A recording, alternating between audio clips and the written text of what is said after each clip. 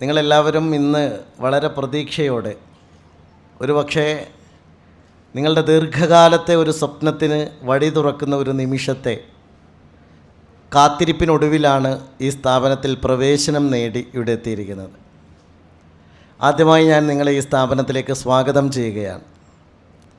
നിങ്ങൾ വരുന്നത് ഡിഗ്രി സർട്ടിഫിക്കറ്റുമായിട്ടാണെങ്കിൽ നിങ്ങൾ തിരിച്ചു പോകുന്നത് ഒരു സിവിൽ സർവീസ് എൻട്രിയോടുകൂടി ആവട്ടെ എന്ന് ഞാൻ പ്രത്യാശിക്കുകയാണ്.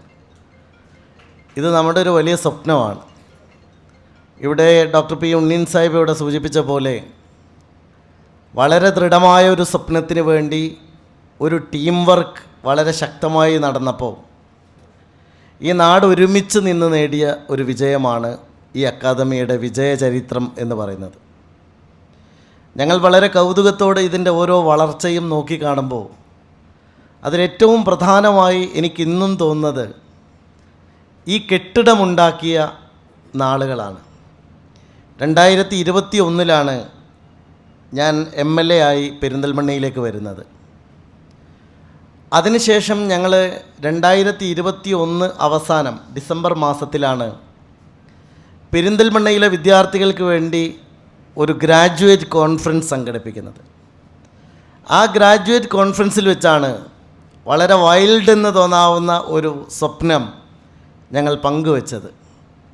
6 മാസങ്ങൾ കൊണ്ട് പെരിന്തൽമണ്ണയിൽ ഒരു IAS അക്കാഡമി സ്ഥാപിക്കുമെന്നതായിരുന്നു അന്നത്തെ ആ പ്രഖ്യാപനം. പക്ഷേ ദൈവത്തിൻ്റെ ഒരു കൈ ഈ അക്കാദമിയുടെ കൂടെ എന്നും ഉണ്ടായിരുന്നു.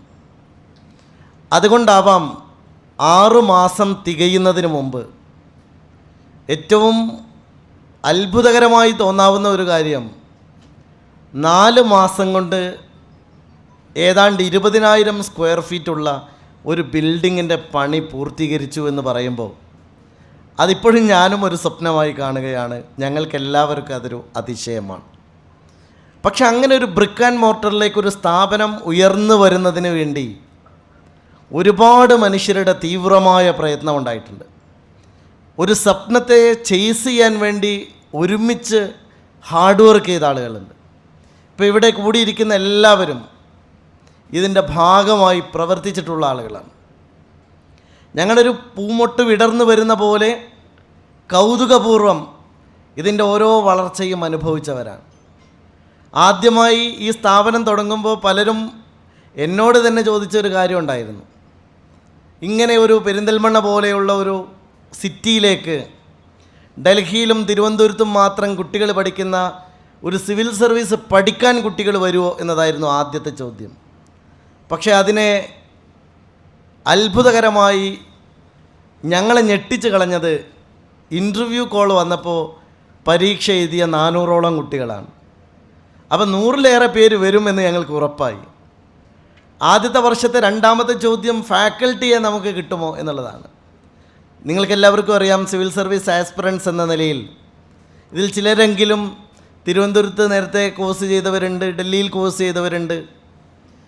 മാത്രമല്ല ഈ ബാച്ചിനെ കുറിച്ച് വളരെ പ്രതീക്ഷാപൂർവമാണ് ഇൻ്റർവ്യൂവിൽ പങ്കെടുത്ത എല്ലാ നമ്മുടെ ഇൻ്റർവ്യൂവേഴ്സും പറഞ്ഞത് എന്ന് ഞാൻ കുട്ടികളോട് സന്തോഷപൂർവ്വം അറിയിക്കുകയാണ്. We are very proud of you. കാരണം ആ ഇൻ്റർവ്യൂ ബോർഡിനും ഒരു പ്രത്യേകതയുണ്ട്.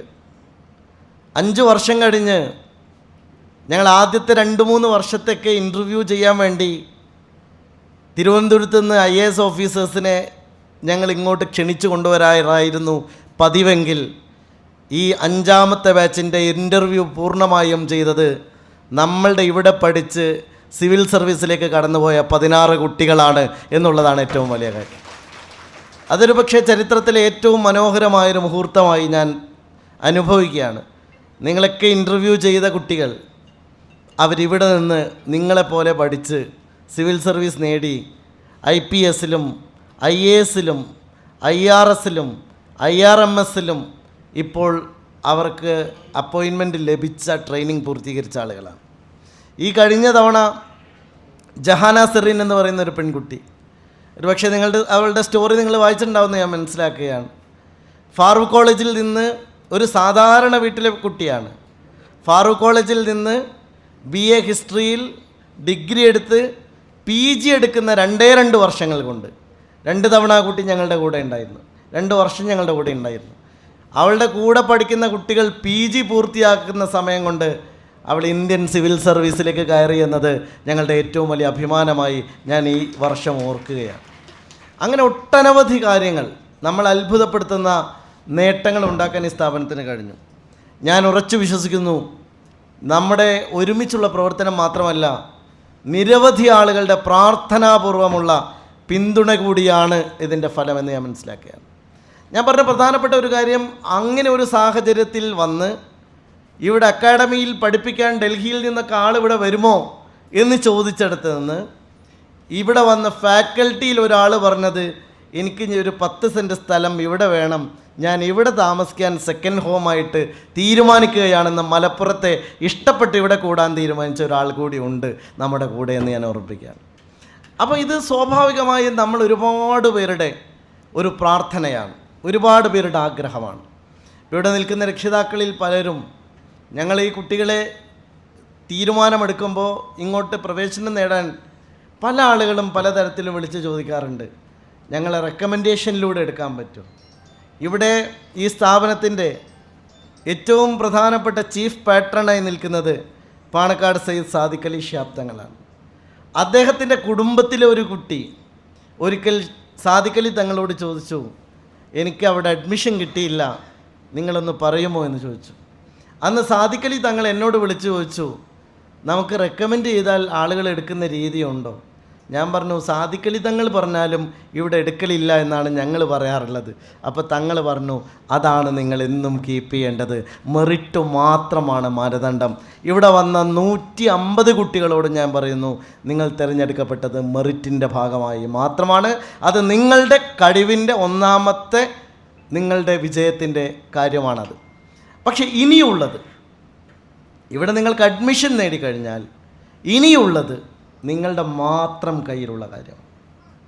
ഇവിടെ ഓരോ കുട്ടികളും പഠിക്കുന്ന രീതി ഞങ്ങളെ തന്നെ അത്ഭുതപ്പെടുത്താറുണ്ട്. കാരണം 10-12 മണിക്കൂർ നിരന്തരമായി പഠിക്കുന്ന കുട്ടികളുണ്ട്. ഒരു പക്ഷേ ഞാൻ ഇപ്പോൾ വല്യാപ്പുക്കാനോട് പറയായിരുന്നു, ഇന്ത്യയിൽ ഇതുപോലെ റെസിഡൻഷ്യലായി സൗജന്യമായി ക്ലാസ് കൊടുക്കുന്ന ഒരു സ്ഥാപനവുമില്ല എന്ന് എനിക്ക് ഉറപ്പിച്ച് പറയാൻ പറ്റും. ഇന്ത്യയിലെ ഫസ്റ്റ് എവർ ഇൻ ഇന്ത്യ എന്ന് നമുക്ക് പറയാൻ പറ്റും.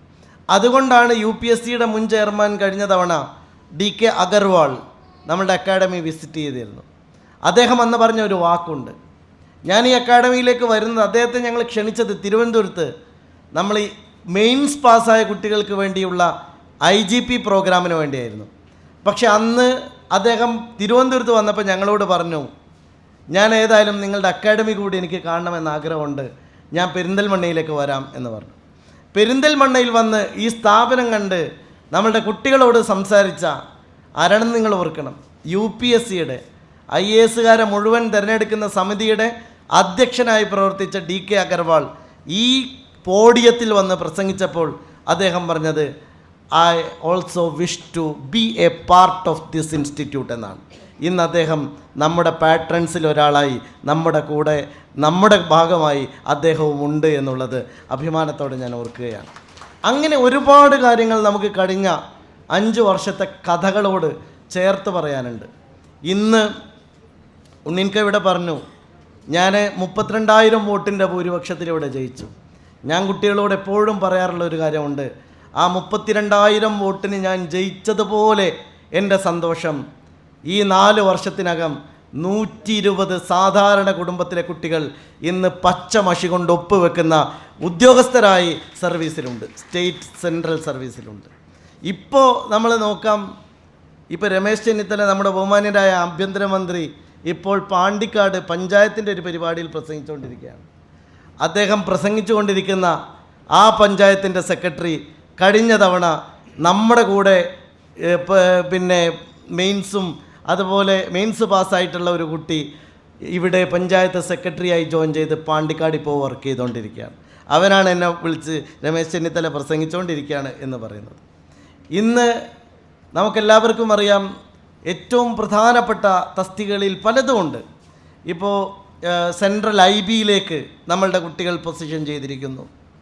നിരവധിയായ പോലീസ് ഡിപ്പാർട്ട്മെൻറ്റിലെ നിരവധി ഫോറൻസിക് അടക്കമുള്ള വകുപ്പുകളിലേക്ക് നമ്മളുടെ കുട്ടികൾ എത്തിച്ചേർന്നിരിക്കുന്നു. സിവിൽ സർവീസിന് പുറമെയുള്ള നിരവധിയായ വളരെ സമുന്നതമായ പദവികളിൽ ഈ സ്ഥാപനത്തിലെ കുട്ടികൾ ഇന്ന് പഠിക്കുന്നുണ്ട്. സെക്രട്ടേറിയറ്റ് അസിസ്റ്റൻ്റ് പരീക്ഷ നടന്നിട്ട് ഏതാണ്ട് 5-8 വർഷമായി. സെക്രട്ടേറിയറ്റ് അസിസ്റ്റൻ്റ് പരീക്ഷ കഴിഞ്ഞ് റിസൾട്ട് വരുമ്പോൾ ഞാൻ അത്ഭുതത്തോടെ നിങ്ങളോട് പറയുകയാണ്, അവിടെ ജയിച്ചു വന്നത് 32 കുട്ടികൾ ഒരുമിച്ച് ഇന്ന് സെക്രട്ടേറിയറ്റിൽ അസിസ്റ്റൻറ്റുമാരായി കയറിയിട്ടുണ്ട് നമ്മുടെ കുട്ടികൾ. കഴിഞ്ഞ പഞ്ചായത്ത് മുനിസിപ്പൽ സെക്രട്ടറിമാരുടെ പരീക്ഷ കഴിഞ്ഞപ്പോൾ 174 കുട്ടികളാണ് മെയിൻ ലിസ്റ്റിലുണ്ടായിരുന്നത്. ആ 174-ൽ 37 പേരെയും സംഭാവന ചെയ്യാൻ ഒരൊറ്റ സ്ഥാപനത്തിനാണ് കഴിഞ്ഞത്. അത് Hyderali Shihab Thangal academy four civil സർവീസസിലാണ്.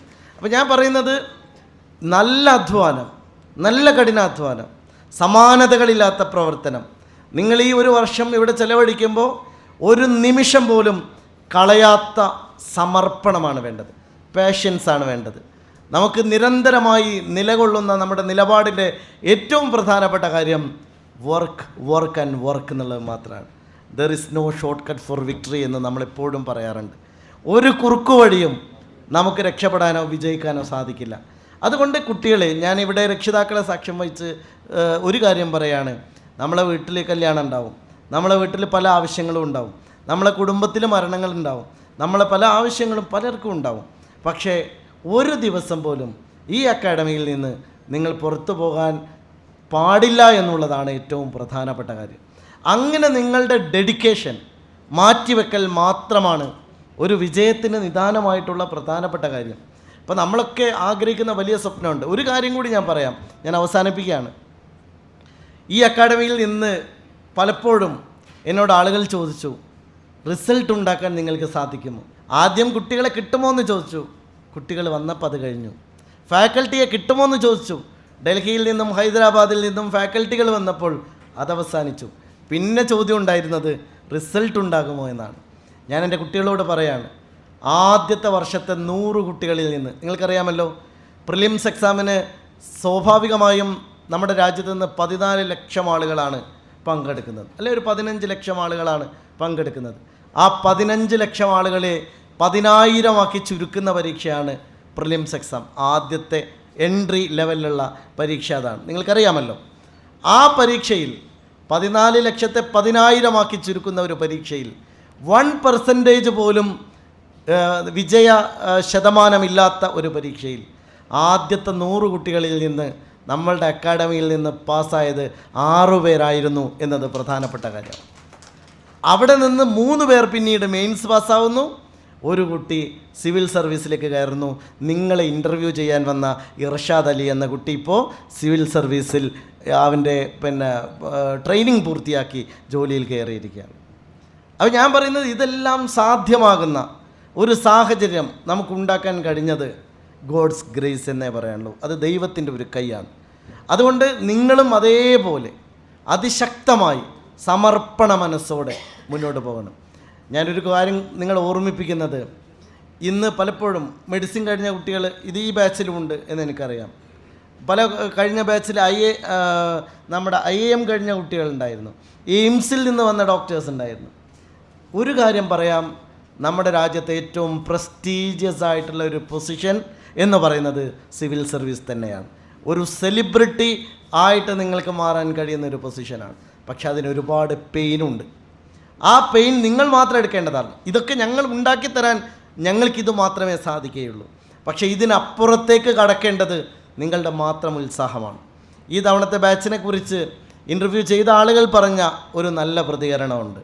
ആ പ്രതികരണം ഞങ്ങൾക്ക് കൂടുതൽ ശുഭാപ്തി വിശ്വാസം നൽകുകയാണ്. 6 കുട്ടികൾ മെയിൻസ് പാസ്സായതിൽ നിന്ന് ഈ കഴിഞ്ഞ തവണ 32 കുട്ടികൾ 150 പേരിൽ നിന്ന് ഈ പ്രിലിംസ് പാസ്സാവുന്നിടത്തേക്ക് നമുക്ക് എത്താൻ സാധിച്ച ഒരു വിജയ കഥ നമ്മുടെ പിന്നിലുണ്ട്. ഓരോ വർഷവും നമ്മൾ മുന്നോട്ട് വന്നു. ഈ തൊട്ടടുത്ത മുമ്പത്തെ ബാച്ചിലെ ഒരു കാര്യം, പരീക്ഷ എഴുതിയ മുഴുവൻ ആളുകളും ഇപ്പോൾ സെക്കൻഡ് ടേമിൽ ഫസ്റ്റ് പ്രിലിംസ് അറ്റൻഡ് ചെയ്ത ആരെങ്കിലും ഉണ്ടോ കുട്ടികൾ? ഫസ്റ്റ് കഴിഞ്ഞ പ്രാവശ്യം പ്രിലിംസ് എഴുതിയ ആരെങ്കിലും ഉണ്ടോ ഇതിൽ? എത്ര പേരുണ്ട്? 4-5 പേര് 5-6 പേരുണ്ട് അല്ലേ? കഴിഞ്ഞ പ്രിലിംസ് ഭയങ്കര ടഫായിരുന്നു എന്നാണ് ആളുകൾ പറഞ്ഞത്. ആണോ? ആണോ? ഭയങ്കര ടഫായിരുന്നു കഴിഞ്ഞ എക്സാം എന്ന് പറഞ്ഞു. ഞാൻ കുട്ടികളോട് പറയട്ടെ, ആ ടഫസ്റ്റ് എക്സാമിലും 28 പേരെ ജയിപ്പിക്കാൻ നമ്മുടെ അക്കാഡമിക്ക് സാധിച്ചിട്ടുണ്ട് എന്നതാണ് പ്രധാനപ്പെട്ട കാര്യം. അതുകൊണ്ട് ഇനി നിങ്ങളുടെ ടേണാണ്. ഈ ടേൺ ഏറ്റവും മനോഹരമായി നിങ്ങൾ ഉപയോഗിക്കുക. ഒറ്റത്തവണ തന്നെ നമുക്ക് ജയിക്കാൻ കഴിയുന്ന ഒരു പരീക്ഷയാണെന്ന ബോധ്യം നിങ്ങളുടെ മനസ്സിൽ ഊട്ടി ഉറപ്പിക്കുക. നമുക്ക് നന്നായി മുന്നോട്ട് പോകാം. നമ്മളെ സംബന്ധിച്ചിടത്തോളം ഈ നല്ല അവസരം, ഇപ്പോൾ നിങ്ങളെ രക്ഷിതാക്കൾ ഒരുപാട് പലതരത്തിലുള്ള സാഹചര്യങ്ങളിൽ നിന്ന് വരുന്ന കുട്ടികളാണ്. എനിക്കറിയാം ഓരോരുത്തരുടെയും ജീവിത സാഹചര്യം പലപ്പോഴും ഇൻ്റർവ്യൂ ബോർഡിന് മുമ്പിൽ നിങ്ങൾ പ്രകടിപ്പിച്ച കാര്യങ്ങൾ ഞങ്ങൾ ശ്രദ്ധിച്ചിട്ടുണ്ട്. ഞങ്ങൾ ഏറ്റവും കൂടുതൽ ആഗ്രഹിക്കുന്ന ഒരു കാര്യം അൺ ടു ദ ലാസ്റ്റ് എന്ന ഗാന്ധിജിയുടെ ആശയമാണ്. ഈ നാട്ടിലെ ഏറ്റവും പിറകിൽ നിൽക്കുന്ന മനുഷ്യരുടെ നേരെ നമ്മളുടെ കണ്ണെത്തണം എന്നതാണ് പ്രധാനപ്പെട്ട കാര്യം. ഏറ്റവും പിറകിൽ നിൽക്കുന്ന വീടുകളിൽ നിന്ന് കുട്ടികൾ ഏറ്റവും ഉയർന്ന പദവിയിലേക്ക് എത്തുന്ന ഒരു കാലമുണ്ടാകണമെന്നതാണ് ഞങ്ങളുടെ ഏറ്റവും വലിയ സ്വപ്നം. അതുകൊണ്ടാണ് ഏറ്റവും ബുദ്ധിമുട്ടുള്ള കുടുംബങ്ങളിൽ നിന്നുള്ള കുട്ടികൾക്ക് ഞങ്ങളൊരു പരിഗണന അധികം കൊടുത്തിട്ടുണ്ട്. അത് അവരുടെ ജീവിതത്തിന് വേണ്ടി മാത്രമല്ല, തലമുറകളെ മാറ്റാൻ കഴിയുന്ന തീരുമാനമായി അത് മാറുമെന്ന ഉറപ്പ് ഞങ്ങൾക്കുള്ളത് കൊണ്ടാണ്. അതുകൊണ്ട് നമുക്ക് ആ മാറ്റമാണ് നമുക്കിവിടെ ഉണ്ടാകേണ്ടത്. നിങ്ങളുടെയൊക്കെ മേൽവിലാസങ്ങളാണ് മാറാൻ പോകുന്നത്. നിങ്ങളുടെ കഠിനാധ്വാനം ശരിയാണെങ്കിൽ നമുക്ക് മാറാൻ പോകുന്നത് നമ്മളുടെ എല്ലാവരുടെയും മേൽവിലാസങ്ങളാണ്. ആ മേൽവിലാസം മാറ്റുന്ന കുട്ടികളായി നിങ്ങൾ ഓരോരുത്തരും മാറണമെന്ന് മാത്രം അഭ്യർത്ഥിക്കാനാണ് ഞാൻ ഈ അവസരം ഉപയോഗിക്കുന്നത്. ബഹുമാന്യനായ നമ്മുടെ ഈ ചടങ്ങിൻ്റെ ഉദ്ഘാടകൻ ഏതാനും സമയത്തിനകം ഇവിടെ എത്തിച്ചേരുമെന്ന പ്രതീക്ഷയിൽ ഞങ്ങൾ നിൽക്കുകയാണ്. അദ്ദേഹം വന്നാൽ ഉടനെ നമ്മളുടെ ഈ ഒരു ഉദ്ഘാടന പരിപാടി കഴിഞ്ഞ് വീണ്ടും വളരെ പ്രധാനപ്പെട്ട ഒരു പരിപാടിക്ക് വേണ്ടി അദ്ദേഹത്തിന് പോകേണ്ടതുണ്ട്. അതുകൊണ്ട് ഈ പരിപാടി നമ്മളെ സംബന്ധിച്ചിടത്തോളം ഈ ബാച്ചിൻ്റെ ഉദ്ഘാടനത്തിന് ബഹുമാന്യനായ ശ്രീ രമേശ് ചെന്നിത്തലയെ ക്ഷണിക്കുമ്പോൾ ഞങ്ങൾക്ക് വേറൊരു പ്രത്യേകത കൂടിയുണ്ട്. രാഷ്ട്രീയക്കാർക്കിടയിൽ അദ്ദേഹത്തിനൊരു പ്രത്യേകതയുണ്ട്. നിങ്ങൾക്ക് എല്ലാവർക്കും അറിയാമല്ലോ, അദ്ദേഹം ഇപ്പോൾ മുന്നോട്ട് നയിക്കുന്ന ഒരു പ്രധാനപ്പെട്ട ഒരു ക്യാമ്പയിനുണ്ട്, തൂഫാൻ എന്ന് പറയുന്ന ക്യാമ്പയിൻ. ആ ക്യാമ്പയിൻ നമ്മളുടെ ക്യാമ്പസിനെ സംബന്ധിച്ചിടത്തോളം മാത്രമല്ല, ഇവിടെ പഠിക്കുന്ന ഓരോ കുട്ടിയോടും ഞാൻ പറയുന്നു, നമ്മളുടെ ഏറ്റവും പ്രധാനപ്പെട്ട ലക്ഷ്യം സാമൂഹ്യ വിപത്തിനെതിരെ തുറന്ന നിലപാടെടുക്കാൻ കഴിയുന്ന ആളുകളാവണം. നിങ്ങൾ ഏതെങ്കിലും ഒരു അക്കാഡമിയിൽ നിങ്ങൾ ഫീസ് കൊടുത്ത് പഠിച്ച് അവിടെ നിന്ന് നിങ്ങളൊരു കളക്ടറായി വരുന്നതിനേക്കാളും പ്രധാനം നിങ്ങൾ ഇതുപോലെ ഒരു സാമൂഹ്യ പ്രതിബദ്ധതയുള്ള ഒരു സ്ഥാപനത്തിൽ പഠിച്ച് നിങ്ങൾ ആ പദവിയിൽ ഇരിക്കുമ്പോൾ ഒരിക്കലെങ്കിലും നിങ്ങൾക്ക് പിറകിലുള്ള മനുഷ്യരെക്കുറിച്ച് ഓർക്കണം എന്നതാണ് ഞങ്ങളുടെ ആവശ്യം. ഞങ്ങൾക്ക് യാതൊരു നന്ദിയും നിങ്ങൾ ചെയ്യേണ്ടതില്ല. ഇതൊരിക്കലും ഞാൻ എപ്പോഴും പറയാറുള്ളൊരു കാര്യമുണ്ട്, we are not giving any charity to anybody.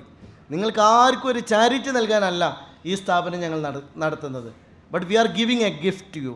ഇതൊരു ഗിഫ്റ്റാണ്. ആ ഗിഫ്റ്റ് നിങ്ങൾ ആർക്കാണ് തിരിച്ചു കൊടുക്കേണ്ടത്?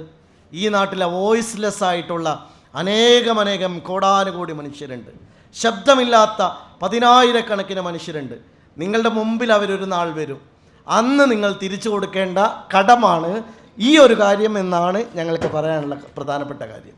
ഈ കടം നിങ്ങൾ വീട്ടേണ്ടത് അന്ന് നിങ്ങളുടെ മുമ്പിൽ വരുന്ന മനുഷ്യരുടെ ജീവിതത്തിലേക്കായിരിക്കണം. നിങ്ങൾ വെളിച്ചം പകരേണ്ടത് അന്ന് നിങ്ങളുടെ മുമ്പിൽ വരുന്ന ആ പാവങ്ങൾക്ക് വേണ്ടിയായിരിക്കണം. അതാണ് ഞങ്ങളിവിടെ പഠിപ്പിക്കുന്ന വാല്യൂസ് എന്ന് പറയുന്നത്. ഒരുപക്ഷെ ഒരു കൊമേഴ്ഷ്യൽ ഇൻസ്റ്റിറ്റ്യൂട്ടിലേക്ക് ഒരിക്കലും ഇത്രയേറെ സിവിൽ സർവീസുകാർ വരില്ല. ഈ ഒരു വർഷത്തിനിടയിൽ ചുരുങ്ങിയത് എനിക്ക് തോന്നുന്നത് ഒരു 10-30 സിവിൽ സർവൻസ് നേരിട്ട് ഇവിടെ വന്നിട്ടുണ്ട്. ഈ സ്ഥാപനത്തിൻ്റെ ഏറ്റവും വലിയ പ്രത്യേകത, നമ്മളുടെ മെയിൻസ് പാസ്സായ കുട്ടികൾക്ക് വേണ്ടി IGP പ്രോഗ്രാം ഞങ്ങൾ ആവിഷ്കരിച്ചപ്പോൾ ഓരോ IAS ഓഫീസേഴ്സും പറഞ്ഞത് ഒരു കുട്ടിയെ ഞങ്ങൾ ദത്തെടുക്കാമെന്നാണ്. 1-to-1 ഇൻ്റർവ്യൂ സെഷനായിരുന്നു നമ്മൾ കൊടുത്തത്.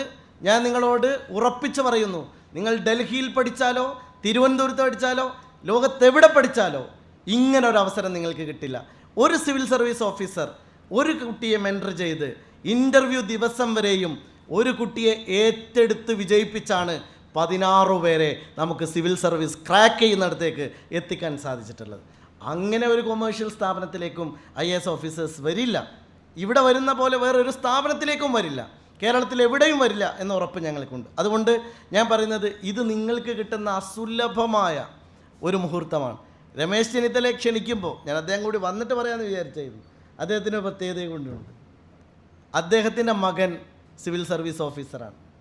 അദ്ദേഹത്തിൻ്റെ മകൻ രമിത്ത് ഇപ്പോൾ കസ്റ്റംസിലെ ഓഫീസറായിട്ട് കൊച്ചിയിൽ ജോലി ചെയ്യുകയാണ് എന്ന പ്രത്യേകത കൂടിയുണ്ട്. അപ്പോൾ അതുകൊണ്ട് അദ്ദേഹം കേവലം ഒരു രാഷ്ട്രീയ നേതാവ് എന്നതിനപ്പുറത്ത് ഒരു രാഷ്ട്രീയ നേതാവിൻ്റെ വീട്ടിൽ നിന്ന് ഒരു സിവിൽ സർവീസുകാരനെ ഉണ്ടാക്കിയ ഒരു നേതാവ് കൂടിയാണ്.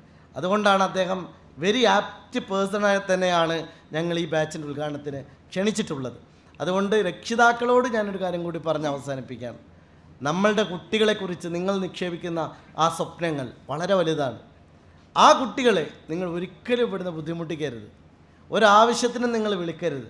നിങ്ങളവരെ പ്രയാസപ്പെടുത്തരുത്.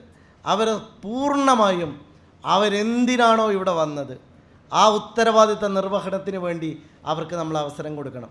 അതുകൊണ്ട് ഇവിടെ പരമാവധി ഞങ്ങൾ സൗകര്യം ഏർപ്പെടുത്തിയിട്ടുണ്ട്. പക്ഷേ it's not a leisure home ആണോ? ഇതൊരിക്കലും ലെഷറിന് വേണ്ടി വരുന്നതാണോ? ഇതൊരു ക്യാമ്പസ് ലൈഫിന് വേണ്ടി വരുന്നതാണോ? നിങ്ങളൊക്കെ നല്ല ക്യാമ്പസിൽ നിന്ന് വരുന്നവരാണ്. ഞാൻ നിങ്ങളുടെയൊക്കെ ഡാഫ് പരിശോധിച്ചു. ആ ഡാഫിലെല്ലാം നിങ്ങളിൽ പല കുട്ടികളും സെൻട്രൽ യൂണിവേഴ്സിറ്റികളിൽ നിന്ന് വരുന്നവരാണ്. പലരും ഡൽഹിയിൽ പഠിച്ചവരാണ്, പലരും IITയിൽ പഠിച്ചവരാണ്, പലരും NITകളിൽ പഠിച്ചവരാണ്, പലരും എഞ്ചിനീയറിംഗ് കോളേജുകളിൽ പഠിച്ചവരാണ്. പക്ഷേ ഞാൻ നിങ്ങളോടൊക്കെ പറയാണ്, ഒരിക്കലും ക്യാമ്പസ് അല്ല ഈ അക്കാഡമി എന്ന് നിങ്ങൾ ഓർക്കുക. അപ്പോൾ ക്യാമ്പസിൻ്റെ തുറന്ന ലോകത്തല്ല നിങ്ങൾ വരുന്നത്. വളരെ കൃത്യമായിട്ടുള്ള ഒരു ലക്ഷ്യത്തിലേക്ക് നമുക്ക് നടക്കാനുള്ള സംവിധാനമാണ്. ഇതിൻ്റെ ഓണർഷിപ്പ് എന്ന് പറയുന്നത് ഞങ്ങൾക്കാർക്കുമല്ല, ഇവിടെ പഠിക്കുന്ന കുട്ടികളുടെ മാത്രമാണ് ഈ സ്ഥാപനം എന്നുകൂടി ഞാൻ നിങ്ങളെ ഓർമ്മിപ്പിക്കുകയാണ്. നാളെ നിങ്ങൾ ഏറ്റെടുക്കേണ്ട സ്ഥാപനമാണിത്. എല്ലാ കാലവും ഞങ്ങളല്ല ഇത് നടത്തേണ്ടത്.